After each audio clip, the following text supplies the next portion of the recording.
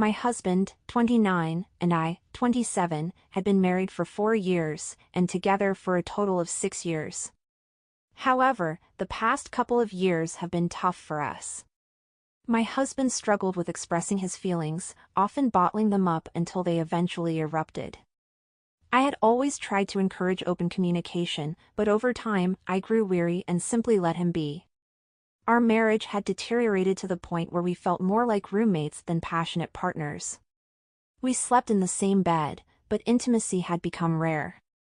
Arguments became a constant part of our interactions, and they revolved around issues that had never been problematic before. I found myself questioning whether our relationship would survive this rough patch. The situation worsened during the pandemic when we were both constantly at home, working remotely. The proximity and constant interaction made it challenging for us to maintain harmony. We unintentionally got in each other's way frequently, which added to the mounting tension between us. When the pandemic finally ended, I was thrilled to return to work. The opportunity to meet my coworkers in person again filled me with excitement, and I realized how much I had missed them during those isolating times. After the first week back at work, we decided to celebrate our survival and find a bar to socialize.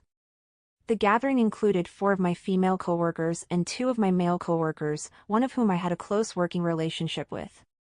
We often collaborated on projects, and he was known for his fun and gentle personality. On our way to the bar, I offered a ride to that male coworker who preferred not to drive due to his tendency to overindulge in drinks when at bars. Once at the bar, I was thoroughly enjoying myself, relieved to be away from the constant arguments at home. The male coworker I was close to at work had a natural charm, and people sometimes jokingly referred to us as husband and wife. That light-hearted label subconsciously drew me closer to him during the evening. Throughout the 2 years of working together, we had innocently flirted, but neither of us had ever considered taking things further than just playful banter. However, that night, something felt different. As we spent more time together, the connection seemed to deepen, and I couldn't help but feel a growing attraction. Deciding to drop off my male coworker at his house on the way to my own, I began to contemplate the complexities of my emotions. When my coworker invited me to his house for more drinks after our night out, I was torn. I knew my husband would be waiting for me at home, but the thought of the fun ending was disheartening. Something about my coworker's masculine presence and the vibrant atmosphere he provided drew me in. Going back home to my husband felt like transitioning from a lively party vibe to a somber funeral vibe, so I decided to seize the moment and enjoy myself a little longer before facing reality. As we arrived at his place, I didn't anticipate anything sexual happening. After all, I had been there before without any such occurrences. We continued to drink and put on some music, dancing carefree in each other's company. Eventually, we settled down on the couch, and the conversation turned to my struggling marriage. Both of us were tipsy, and the emotional vulnerability of the moment led us to kiss and embrace, crossing a boundary that should have never been approached. Even in that intimate moment, a voice in the back of my mind knew what we were doing was wrong. I was married, and he knows it, but in that instant, neither of us seemed to care. There was an intoxicating allure to the excitement of the forbidden. It had been so long since I had felt such desire, and I was carried away by the moment. However, as I drove home alone, the effects of the alcohol wore off, and guilt consumed me. I couldn't believe I had allowed myself to betray my husband's trust. The remorse was suffocating, gnawing at my conscience. I felt sick and overwhelmed by the weight of my actions.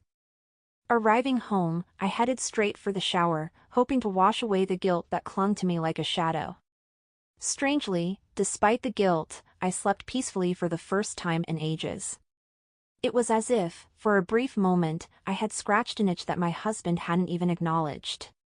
The guilt followed me throughout the weekend, and I tried to compensate by doing things with my husband, hoping to ease the burden of my transgressions. The following Monday at work, I couldn't shake off the awkwardness around my coworker.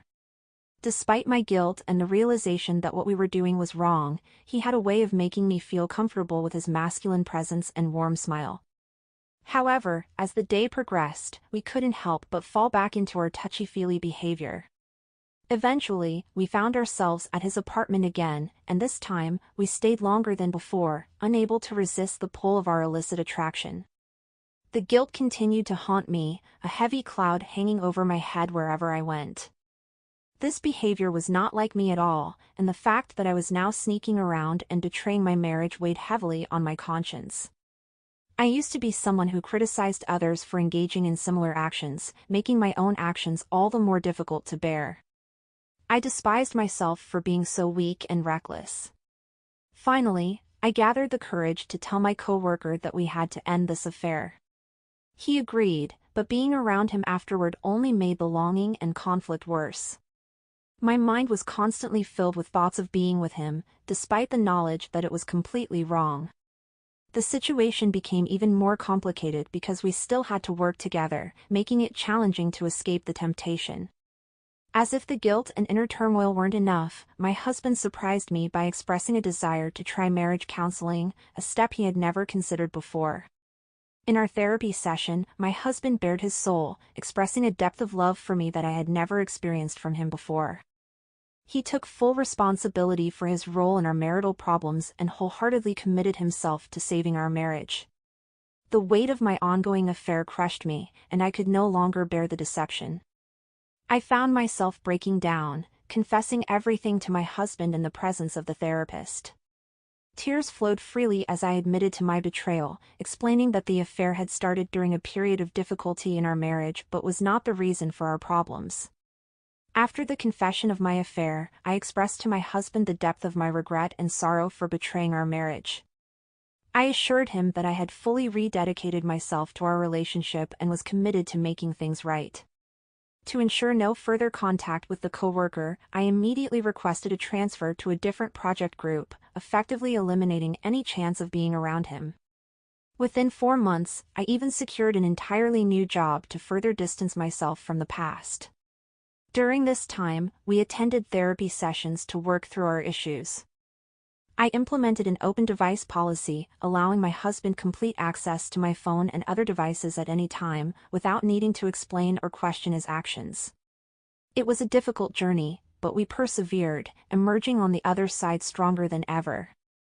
It truly felt like we had moved past the devastating event, entering a new phase in our relationship. However, the problem resurfaced 3 months ago during an industry conference in our city. My husband accompanied me, as we both shared similar professional fields. At the conference, I was thrilled to see a speaker I had admired for a long time. After her talk, she remained to engage with attendees, and I was eager to approach her and express my admiration.